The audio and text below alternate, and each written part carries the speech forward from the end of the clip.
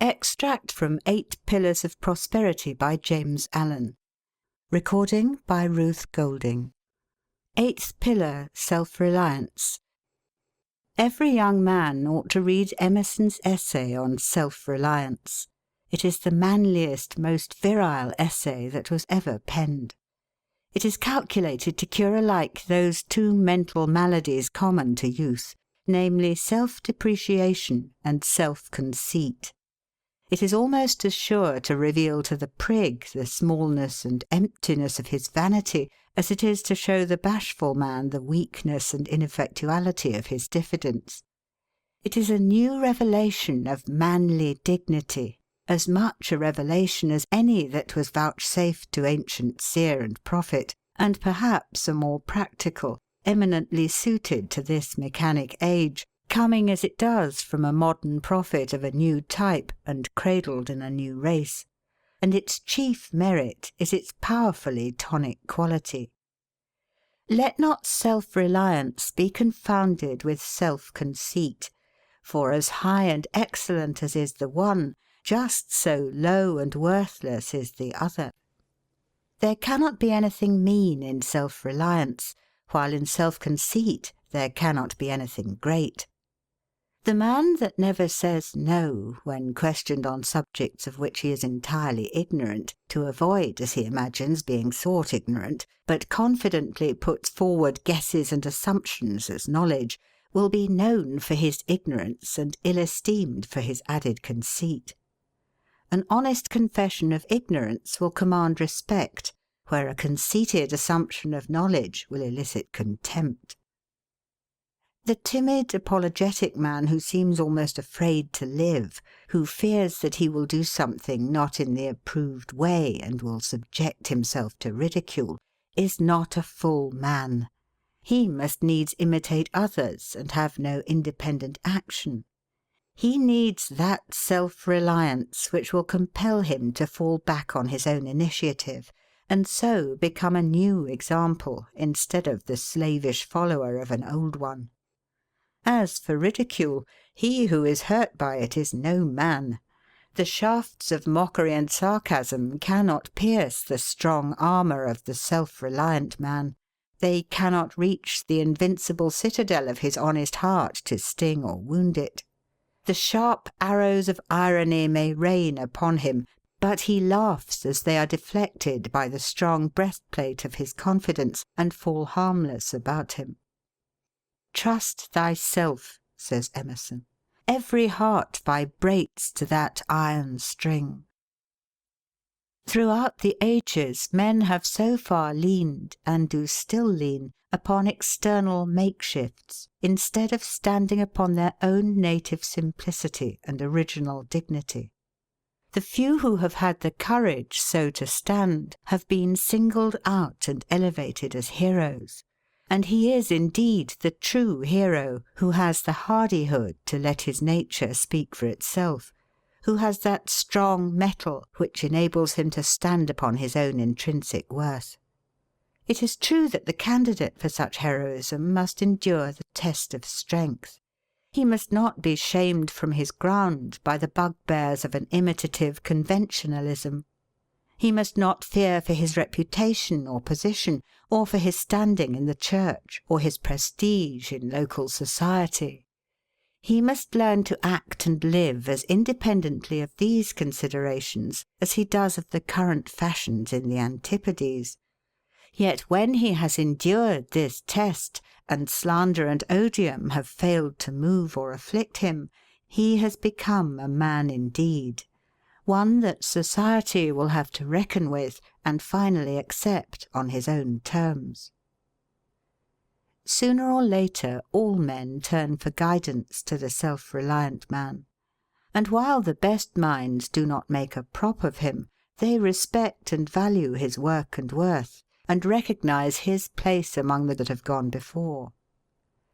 It must not be thought an indication of self-reliance to scorn to learn. Such an attitude is born of a stubborn superciliousness which has the elements of weakness, and is prophetic of a fall rather than the elements of strength and the promise of high achievement which are characteristic of self-reliance. Pride and vanity must not be associated with self-reliance. Those degrade, while this ennobles. Pride rests upon incidentals and appurtenances, on money, clothing, property, prestige, position, and these lost, all is lost. Self-reliance rests upon essentials and principles, on worth, probity, purity, sincerity, character, truth. And whatever may be lost is of little account, for these are never lost. Pride tries to hide its ignorance by ostentation and assumption, and is unwilling to be thought a learner in any direction. It stands, during its little fleeting day, on ignorance and appearance, and the higher it is lifted up today, the lower will it be cast down tomorrow. Self-reliance has nothing to hide, and is willing to learn. And while there can be no humility where pride is, self-reliance and humility are compatible, nay more, they are complementary, and the sublimest form of self-reliance is only found associated with the profoundest humility. Extremes meet, says Emerson, and there is no better example than the haughtiness of humility. No aristocrat, no prince born to the purple can begin to compare with the self-respect of the saint. Why is he so lowly, but that he knows that he can well afford it, resting on the largeness of God in him? The repeated insistence on the necessity for relying upon oneself alone, coupled with the final exhortation to be eager to learn, is the wisest utterance on self-reliance that I know. In it, the great teacher comprehends that perfect balance between self-trust and humility which the man of truth must acquire. Self-trust is the essence of heroism. All great men are self-reliant, and we should use them as teachers and exemplars, and not as props and perambulators. A great man comes who leans upon no one, but stands alone in the solitary dignity of truth, and straightway the world begins to lean upon him, begins to make him an excuse for spiritual indolence and a destructive self-abasement. Better than cradling our vices in the strength of the great, would it be newly to light our virtues at their luminous lamp. If we rely upon the light of another, darkness will overtake us. But if we rely upon our own light, we have but to keep it burning. We may both draw light from another and communicate it, but to think it sufficient while our own lamp is rusting in neglect is shortly to find ourselves abandoned in darkness. Our own inner light is the light which never fails us. What is the inner light of the Quakers but another name for self-reliance? We should stand upon what we are, not upon what another is. But I am so small and poor, you say. Well, stand upon that smallness, and presently it will become great. A babe must needs suckle and cling, but not so a man. Henceforth he goes upon his own limbs. Men pray to God to put into their hands that which they are framed to reach out for, to put into their mouths the food for which they should strenuously labour. But men will outgrow this spiritual infancy. The time will come when men will no more pay a priest to pray for them and preach to them. Man's chief trouble is a mistrust of himself, so that the self-trusting man becomes a rare and singular spectacle. If a man look upon himself as a worm, what can come out of him but an ineffectual wriggling? Truly, he that humbleth himself shall be exalted, but not he that degradeth himself. A man should see himself as he is, and if there is any unworthiness in him, he should get rid of it, and retain and rely upon that which is of worth. A man is only debased when he debases himself. He is exalted when he lives an exalted life. Why should a man with ceaseless iterations draw attention to his fallen nature? There is a false humility which takes a sort of pride in vice. If one has fallen, it is that he may rise and be the wiser for it. If a man falls into a ditch, he does not lie there and call upon every passer-by to mark his fallen state. He gets up and goes on his way with greater care. So if one has fallen into the ditch of vice, let him rise and be cleansed and go on his way rejoicing. There is not a sphere in life wherein a man's influence and prosperity will not be considerably increased by even a measure of self-reliance. And to the teacher, whether secular or religious, to organisers, managers, overseers, and all in positions of control and command, it is an indispensable quality. The four grand qualities of self-reliance are: 1. Decision; 2. Steadfastness; 3. Dignity; 4. Independence. Decision makes a man strong. The waverer is the weakling. A man who is to play a speaking part, howsoever small, in the drama of life, must be decisive and know what he is about. Whatever he doubts, he must not doubt his power to act. He must know his part in life, and put all his energy into it. He must have some solid ground of knowledge from which to work, and stand securely on that. It may be only the price and quality of stock, but he must know his work thoroughly, and know that he knows it. He must be ready at any time to answer for himself when his duty is impugned. He should be so well grounded upon his particular practice as not to be afflicted with hesitation on any point or in any emergency. It is a true saying that "the man that hesitates is lost." No one believes in him who does not believe in himself, who doubts, halts, and wavers, and cannot extricate himself from the tangled threads of two courses.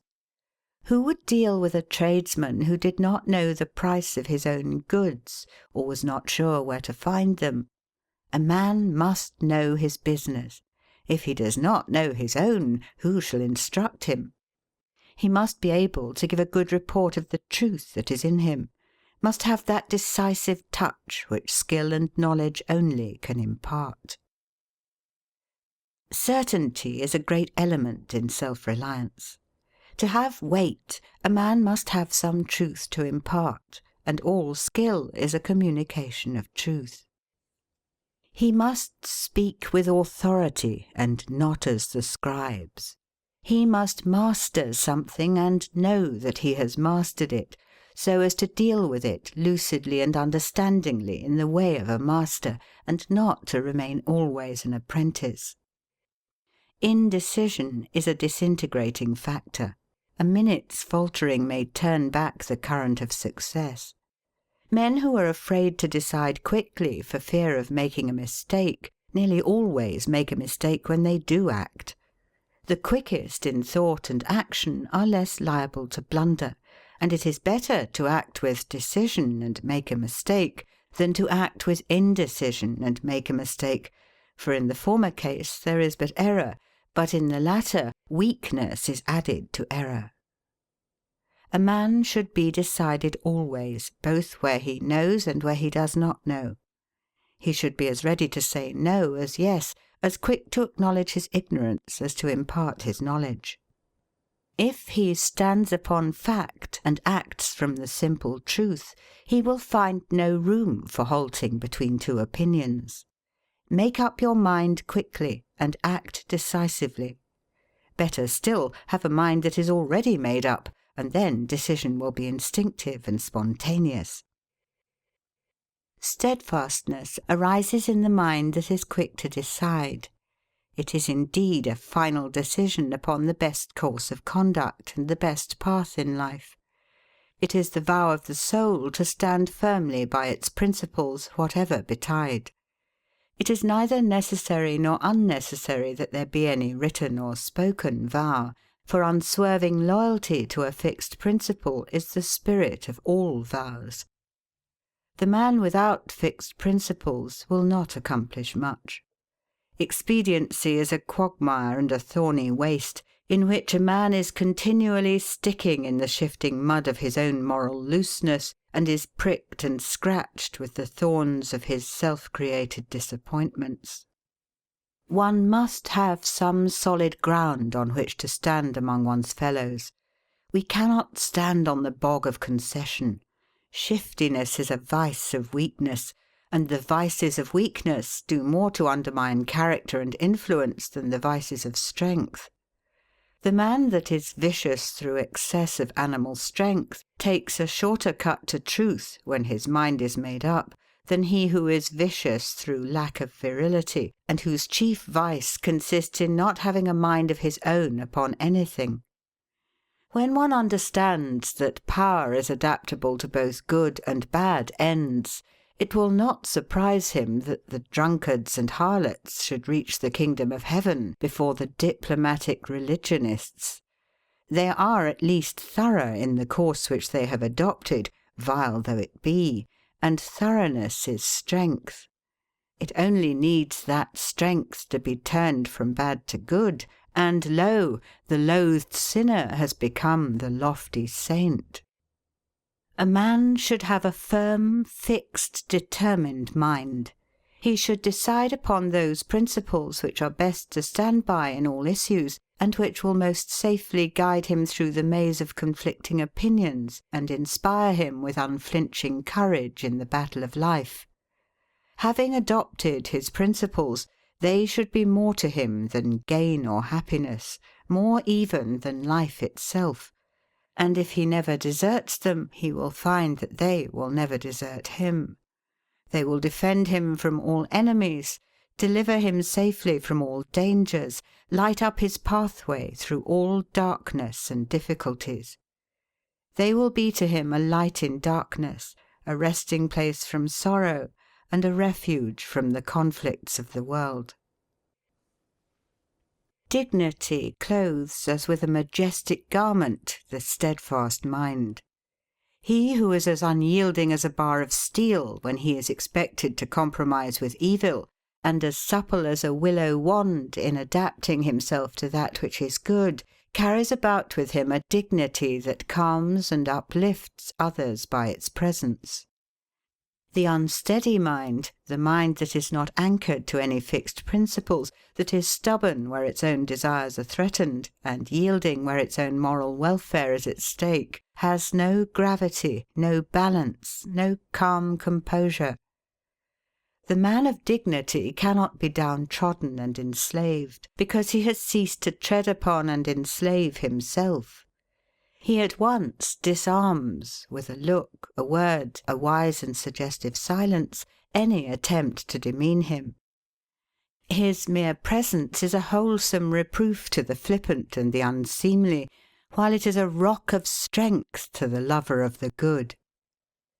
But the chief reason why the dignified man commands respect is not only that he is supremely self-respecting, but that he graciously treats all others with a due esteem. Pride loves itself, and treats those beneath it with supercilious contempt, for love of self and contempt for others are always found together in equal degrees, so that the greater the self-love, the greater the arrogance. True dignity arises not from self-love, but from self-sacrifice. That is, from unbiased adherence to a fixed central principle. The dignity of the judge arises from the fact that in the performance of his duty he sets aside all personal considerations and stands solely upon the law.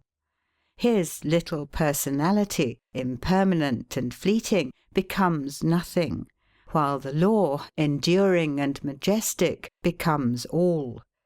Should a judge, in deciding a case, forget the law and fall into personal feeling and prejudice, his dignity would be gone. So with the man of stately purity of character. He stands upon the divine law, and not upon personal feeling. For immediately a man gives way to passion, he has sacrificed dignity, and takes his place as one of the multitude of the unwise and uncontrolled. Every man will have composure and dignity in the measure that he acts from a fixed principle. It only needs that the principle be right, and therefore unassailable. So long as a man abides by such a principle, and does not waver or descend into the personal element, attacking passions, prejudices, and interests, howsoever powerful, will be weak and ineffectual before the unconquerable strength of an incorruptible principle, and will at last yield their combined and unseemly confusion to his single and majestic right. Independence is the birthright of the strong and well-controlled man. All men love and strive for liberty. All men aspire to some sort of freedom. A man should labour for himself or for the community. Unless he is a cripple, a chronic invalid, or is mentally irresponsible, he should be ashamed to depend upon others for all he has, giving nothing in return. If one imagines that such a condition is freedom, let him know that it is one of the lowest forms of slavery. The time will come when, to be a drone in the human hive, even, as matters are now, a respectable drone and not a poor tramp, will be a public disgrace, and will be no longer respectable. Independence, freedom, glorious liberty come through labour and not from idleness, and the self-reliant man is too strong, too honourable, too upright to depend upon others like a sucking babe for his support. He earns with hand or brain the right to live as becomes a man and a citizen. And this he does whether born rich or poor, for riches are no excuse for idleness. Rather are they an opportunity to labour, with the rare facilities which they afford, for the good of the community. Only he who is self-supporting is free, self-reliant, independent. End of extract from the 8 Pillars of Prosperity by James Allen.